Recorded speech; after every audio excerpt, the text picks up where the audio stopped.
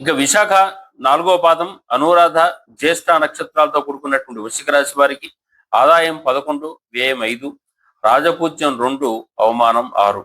వీరు ఎదుటి వాళ్ళలో దైవాన్ని దర్శించడం, అధికంగా మాట్లాడకుండా ఉండటం, నమస్కారాలు పెట్టడం, ఇవన్నీ అలవాటు చేసుకోవడం మంచిది.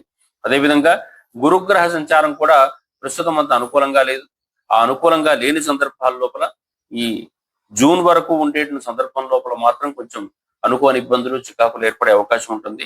ఆ తర్వాత అనుకున్న కార్యక్రమాలన్నిటిలోనూ కూడా చాలా విజయవంతమైనటువంటి ఫలితాలు ఏర్పడుతూ ఉంటాయి. జూన్ తర్వాత నుంచి వచ్చేటువంటి కాలం అంతా కూడా మంచిది. జూన్ లోపల గౌరవం పెంచుకోవడం కోసం గురు సంబంధమైన దత్తాత్రేయ ఉపాసనలు, అదేవిధంగా గురు సంబంధమైనటువంటి దేవాలయాల దర్శనాలు ఇవన్నీ బాగా చేసుకుంటూ ఉండాల్సిన అవసరం ఉంటుంది. ఇట్లా అనేక రకాల కార్యక్రమాలు, కళ్యాణకారకమైనటువంటి కార్యక్రమాలన్నీ కూడా ఇళ్లలో జరిగే అవకాశం, తమ యొక్క వృత్తి ఉద్యోగ నైపుణ్యాలను కూడా బాగా పెంచుకునే అవకాశం ఉంటుంది.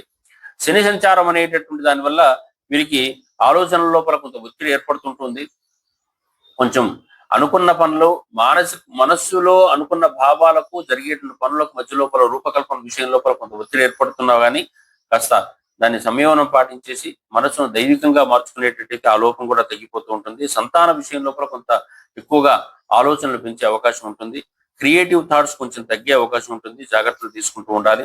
రాహుగ్రహ సంచారం అనేటటువంటి దానివల్ల రియల్ ఎస్టేట్ లేదా గృహ వాహన వ్యవహారాల విషయం లోపల కొంచెం వరకు ఒత్తిడి ఏర్పడ్డప్పటికీ కూడా దాన్ని అధిగమించి ఊహలు అధికంగా పెట్టుకోకుండా అవసరమైన పనులు అవసరమైన సందర్భంలో చేసుకుంటూ ఉంటే లాభం. లేకపోయేటట్టయితే డిసెంబర్ తర్వాత కొంతవరకు మేలు కలిగే అవకాశం ఉంటుంది.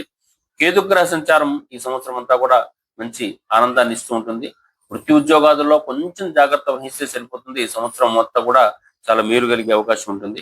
ఈ సంవత్సరం అంతా కూడా వీరు దత్తాత్రేయ ఉపాసన చాలా బాగా చేసుకుంటూ ఉండటం, అదేవిధంగా గణపతి ఆరాధన బాగా చేసుకుంటూ ఉండేటట్టయితే వృశ్చిక రాశి వారికి అందరికీ కూడా ఈ సంవత్సరం యోగ్యదాయకంగా కనపడుతుంటుంది.